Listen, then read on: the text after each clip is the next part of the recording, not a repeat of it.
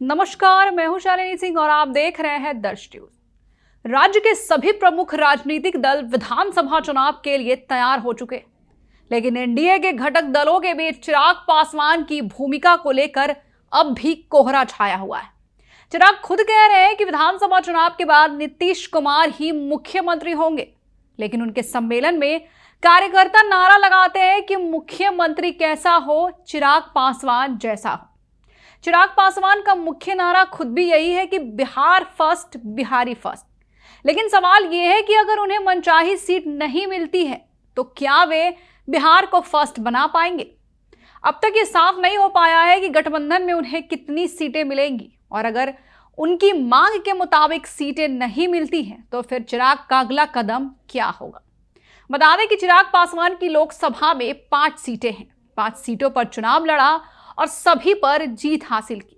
तो ये जीत ये दर्शाता है कि चिराग पासवान की स्ट्राइक रेट 100% है, और इसी आधार पर उन्होंने विधानसभा चुनाव में 43 सीटों की मांग कर दी है। हाल ही में दिल्ली में भाजपा की एक अहम बैठक हुई है, जिसमें इस मुद्दे पर विस्तार से चर्चा की गई है। इसके अलावा जदयू के संसदीय दल की भी बैठक प्रस्तावित है, जिसमें एनडीए के उपराष्ट्रपति पद के उम्मीदवार भी शामिल होंगे। माना जा रहा है कि इस बैठक में चुनावी रणनीति और गठबंधन के भविष्य को लेकर अहम निर्णय लिए जा सकते हैं। लेकिन चिराग की मुख्य रणनीति पासवान समाज के वोट बैंक पर केंद्रित है, क्योंकि यही वोट बैंक बिहार की राजनीति में निर्णायक भूमिका निभाता है।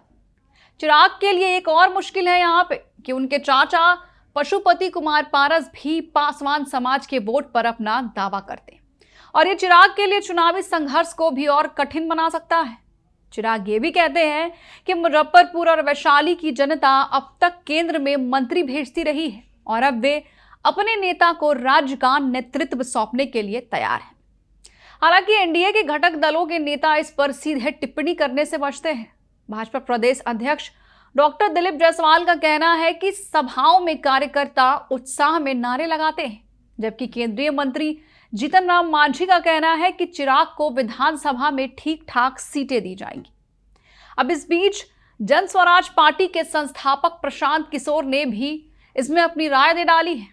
प्रशांत किशोर ने कहा है कि अगर लोकसभा चुनाव में भाजपा जदयू को 100 सीटें मिल रही है तो चिराग पासवान को 40 सीटों का हक मिलना ही चाहिए, क्योंकि उनकी पार्टी ने लोकसभा में 5 सीटें जीती थी। लेकिन सवाल ये उठता है कि अगर चिराग को अपनी मांगी हुई सीट नहीं मिलती है तो क्या वे एनडीए से बाहर हो जाएंगे, और अगर ऐसा होता है तो ये बिहार की राजनीति को एक नया मोड़ दे सकता है और चिराग पासवान के राजनीतिक भविष्य पर बड़ा असर डाल सकता है। तो आपको क्या लगता है कि अगर चिराग पासवान को मनचाही सीटें नहीं मिलती हैं तो वे एनडीए से अलग हो जाएंगे? अब ये सवाल बिहार विधानसभा चुनाव की राजनीति को नया दिशा दे सकता है। इस पर आपकी क्या राय है, हमें जरूर बताएं। बने रहे हमारे साथ और देखते रहे दर्श न्यूज। बिहार की हर खबर सबसे पहले हमारे साथ।